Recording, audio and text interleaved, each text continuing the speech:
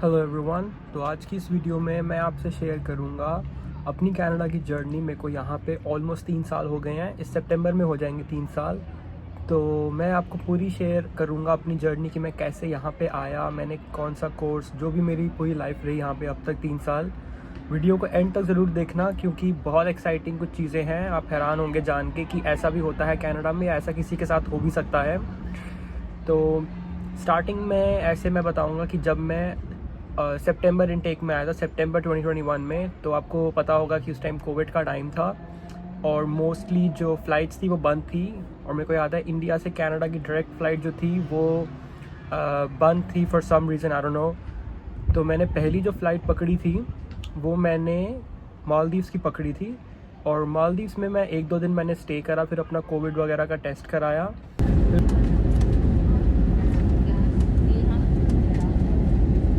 फिर उसके बाद मैं वहाँ से दुबई गया।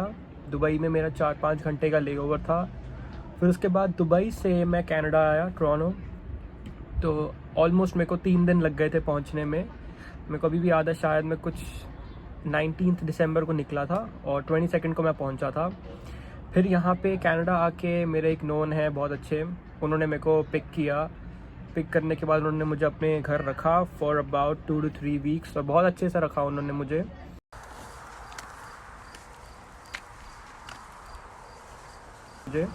कभी भी नहीं भूलना चाहिए उस बंदे को जिसने तुम्हें एयरपोर्ट से पिक करा। उन्होंने बहुत मेरे लिए करा। पहले जैसे सारे जो काम होते हैं, सिन नंबर का हो गया या फिर जीआईसी का हो गया, बैंकिंग चीज़ें हो गई, मेरा ड्राइवर्स लाइसेंस और ऐसी जो इम्पोर्टेंट डॉक्यूमेंटेशंस होती है उन्होंने मेरी सारी कराई। मेरे को अभी भी याद है, हम सुबह 7 बजे गए थे उसके ड्राइविंग लाइसेंस के लिए। लाइन में लगना होता, थोड़ी सी लंबी लाइन होती है।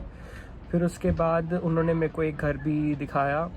घर देखने के बाद अच्छा, उन्होंने मेरे को फ़ोन भी एक दिलाया था, मुझे याद है, मतलब उन्होंने एक सिम दिलाई थी मेरे को। बहुत कुछ करा था, चलो वो भी बताएंगे अच्छे से किसी दूसरी वीडियो में। तो अभी उन्होंने फिर मेरे को घर दिला दिया एक। और मैं नॉर्थ यॉर्क एरिया में रहता था, वहाँ पे सारे चाइनीज़ वगैरह ऐसे कुछ लोग मेरे साथ रहते थे। तो उसमें ये हुआ फिर कुछ टाइम में 2 से 3 महीने के अंदर कुछ वहाँ पे मेरी लड़ाइयाँ भी हो गई थी उन लोगों से जो वहाँ पे जो और टेनेंट्स रह रहे थे। तो मैंने वो जगह छोड़ के मैंने एक और जगह चूज़ करी। और इसी साइड में मेरे को एक जॉब मिल गई थी मिस्टर लूब में। मिस्टर लूब यहाँ पे सर्विस की शॉप्स हैं, कार सर्विस एंड मैकेनिक्स की।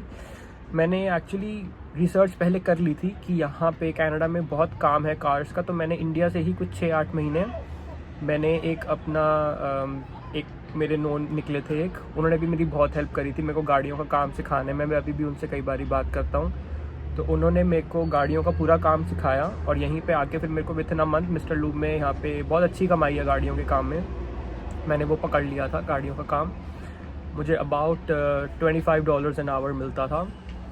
फिर उसके बाद जब मैंने अपना घर स्विच करा because of all the fights and everything, तो उसके बाद मैंने एक जगह जहाँ और ढूंढी थी मेरी, वहाँ पे भी किसी से लड़ाई हो गई थी because of some like parking issues and whatever, क्योंकि तब मेरे पास स्टार्टिंग में जैसे कार नहीं थी बट मैंने बाद में ले ली थी। तो विथ इन लाइक 3 या 4 मंथ्स ही मैंने 2 जगह चेंज कर ली थी। फिर उसके बाद मैंने एक और घर देखा था एक फ्रेंड के साथ। तो हमने फिर वहीं पे ही ऑलमोस्ट 1.5 ईयर हमने स्पेंड करा।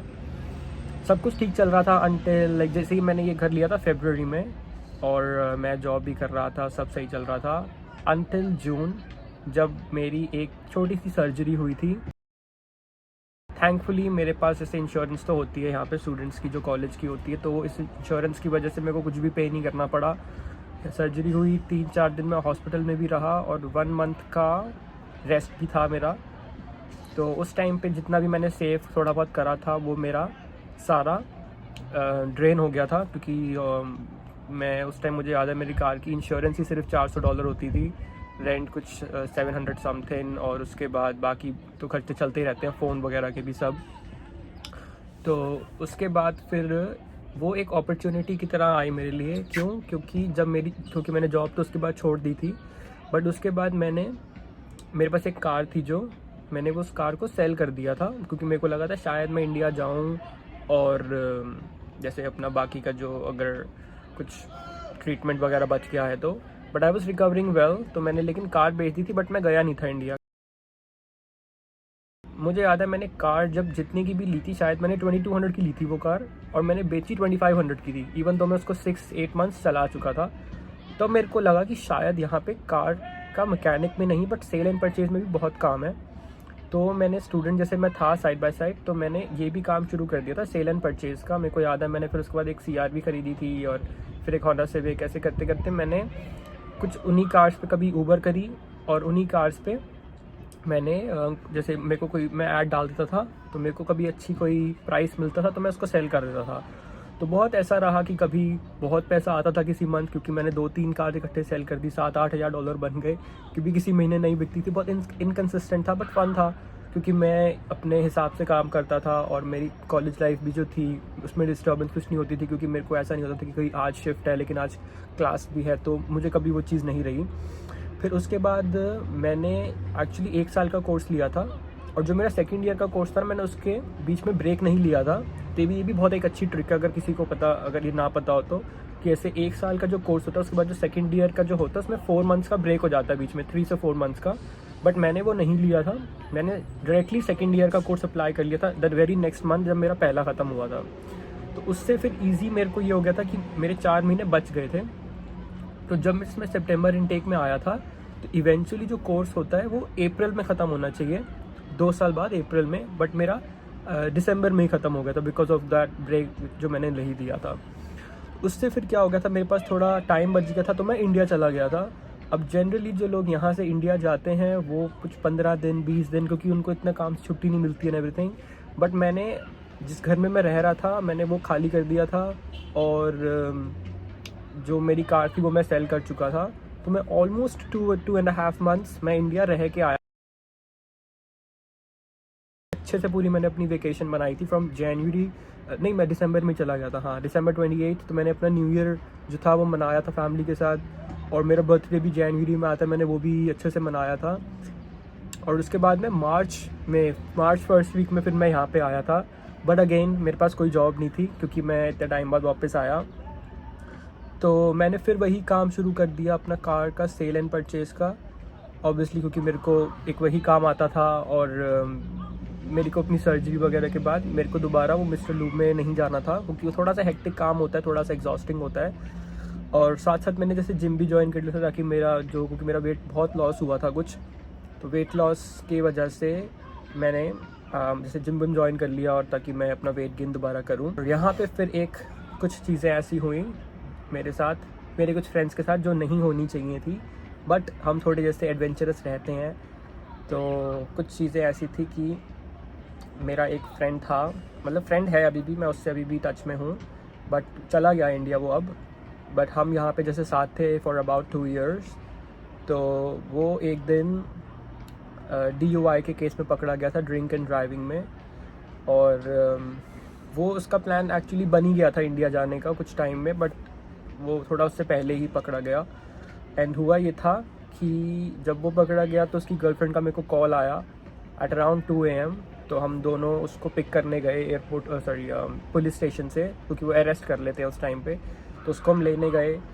फिर मेरे को याद है उसके 1 वीक बाद ही वही दोस्त मेरा, हम नायग्रा फॉल्स जा रहे थे, और वो क्योंकि लाइसेंस सस्पेंड कर देते हैं, बट वो कार चला रहा था और ड्रिंक करके चला रहा था दोबारा। तो बस यही एडवेंचर्स हैं हमारे। दोबारा हम पकड़े गए, ऑलमोस्ट पकड़े गए मैं कहूँगा, क्योंकि हुआ ये था कि हमारी कार जो थी वो स्नो में फंस गई थी। और हम कार से बाहर निकले, हमने बहुत ट्राई करा कि हमारी वो जो कार है वो स्नो से निकले, बट नहीं निकल पाई। और ऑब्वियसली हम थोड़े ड्रंक भी थे, तो हमें समझ नहीं आ रहा था अब हम क्या करें। लकीली मेरी एक फ्रेंड का घर था 10 मिनट दूर, तो हमने लिफ्ट ली और हम उसके घर पे चले गए। बट उसके घर जाने के, और ये रात के 2 बजे की बात है, 1-1:30-2 बजे की। तो उसके घर जाने के बाद हमें पुलिस का कॉल आता है, क्योंकि उन्होंने गाड़ी देख ली थी हमारी, और उससे उन्होंने ट्रेस कर लिया था ओनर।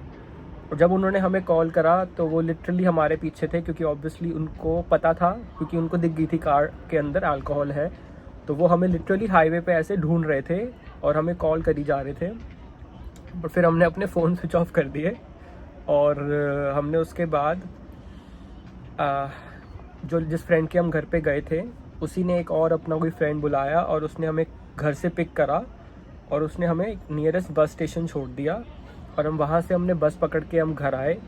और जब हम घर आए तो हम हैमिल्टन एरिया में कुछ थे, तो हैमिल्टन पुलिस ने ब्रैम्पटन पुलिस को इन्फॉर्म कर दिया था, क्योंकि मेरे वो फ्रेंड्स ब्रैम्पटन रहते थे, कि ये हमें ऐसी कोई एक कार मिली है, तो जो भी इस एड्रेस पे रहते हैं उन पे जाके पता करो कि उनका क्या हुआ। तो जैसे ही हम घर आते हैं, पुलिस हमारे लिए वेट कर रही होती है टू चेक कि क्या हुआ था, हमें आपकी कार मिली है with alcohol and everything. Luckily मेरी फ्रेंड का ऐसा दिमाग चला कि उसने बोल दिया कि जो वो अल्कोहल थी वो हमने इसीलिए यूज़ करी थी for just to melt the ice around. तो वो भी एक चैप्टर सा ख़त्म हुआ। फिर उसके बाद हमने थोड़ा सा रिस्ट्रिक्ट कर दिया कि भाई ये सब चीज़ें नहीं करनी। फिर वो फ्रेंड भी मेरा इंडिया चला गया और वो थोड़ा फ्रेंड सर्कल मेरा टूट गया। बट कुछ ऐसी एक दो चीज़ें और होने लगी थी मेरे साथ टोरंटो में, जैसे कभी कोई थोड़ी बहुत कोई छोटी मोटी लड़ाई या फिर कुछ ऐसी चीज़ें। फिर उसके बाद मेरे को लगा कि इट्स नॉट राइट, थोड़ा सा लाइफ को सही लेना पड़ेगा, because not every one can take that blow, क्योंकि वो थोड़ा वेल ऑफ था फैमिली का एंड वो उसको फ़र्क नहीं पड़ा, वो उसने घर जाके अपना बिज़नेस वगैरह कंटिन्यू कर लिया। तो फिर मेरे को लगा कि मैं टोरंटो से थोड़ा दूर हो जाऊं, क्योंकि यहाँ पे थोड़ा बहुत जैसे फ्रेंड्स वगैरह ज़्यादा हो गए हैं, मस्ती वगैरह ज़्यादा हो गई है एंड ये चीज़ें जो हैं मेरे को किसी दिन ट्रबल में ला सकती हैं। तो मैं ऑटोवा मूव हो गया। ऑटोवा में लेकिन हुआ था, अभी हुआ हूँ मूव दिसंबर में ऑफ 2022, नहीं सॉरी 2023 ऑटोवा मूव हुआ। और उससे पहले मेरे को शायद अगस्त में एक जॉब मिल गई थी, वो भी एक फ्रेंड की रेफरेंस से। और उस जॉब, वो वर्क फ्रॉम होम है जैसे वो जॉब, तो उसकी ही वजह से मैं मूव हो पाया था ऑटोवा।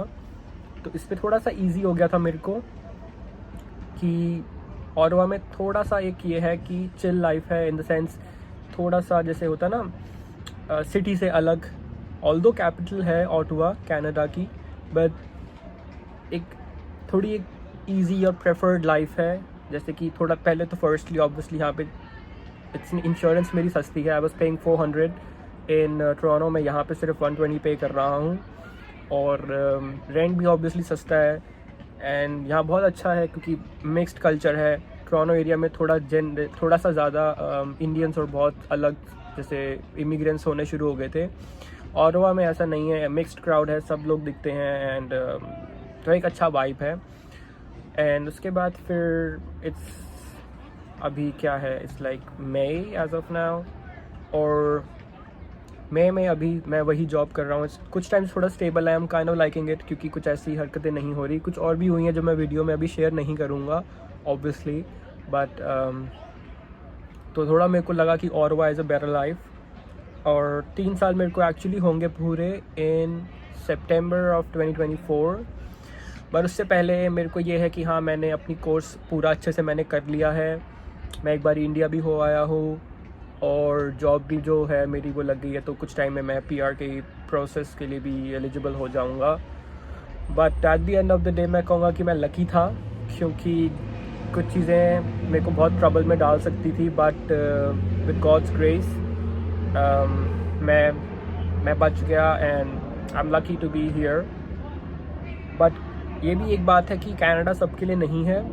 एक शायद टाइम हुआ करता था जब कोई भी यहाँ पे उठ के आ जाता था एंड वो कुछ भी काम कर लेता था तो वो पैसे बना लेता था, बट अब थोड़ा कंपटीशन बढ़ गया है and gone are those days जब आप ब्लाइंडली किसी को भी फॉलो कर लो और आप अच्छे से पैसा कमा लोगे।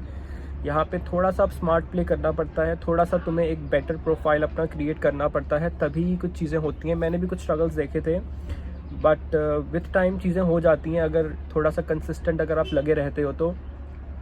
एट द मोमेंट मैं कोई बहुत अच्छी मतलब मेरी जॉब अच्छी है बट इतना अच्छा पे नहीं है। I am only getting $19 an hour, तो बस ये कि मेरा खर्चा निकल जाता है। और वर्क फ्रॉम होम है तो मेरे को इतना गैस पे और इतना स्पेंड नहीं करना पड़ता to go like come and go from work. And secondly ये चीज़ है कि थोड़ा सा वो मेरे को अलाउ करती है, एक जैसे फ्लेक्सिबिलिटी मेरे को अलाउ करती है, क्योंकि मैं घर से काम करता हूँ। आई कैन, जैसे मैंने अभी रिसेंटली अपना यूट्यूब पे भी काम करना शुरू किया है। आप देखिए मेरी कुछ वीडियोस हैं अमेज़ॉन वगैरह की भी, और अमेज़ॉन पे भी मैंने एक्चुअली काम शुरू किया है but it's at a very early stage. अभी मैं कुछ प्रोडक्ट हंटिंग में हूँ, उस स्टेज पे एक आधा प्रोडक्ट मेरा है जो भी शिपमेंट में है, अभी अमेज़ोन तक पहुँचा नहीं है। तो इस वे में आप कनाडा को कह सकते हो कि बेटर है, क्योंकि बहुत सारी अपॉर्चुनिटीज़ वो आपको प्रोवाइड करता है। But it's up to you कि आप अपॉर्चुनिटी का बेस्ट यूज़ कैसे करते हैं। तो दैट्स इट फॉर नाउ। अगर आपको कुछ भी कमेंट हो, आपको कोई भी क्वेरीज हो, you can always write in the comment section and see you guys another time.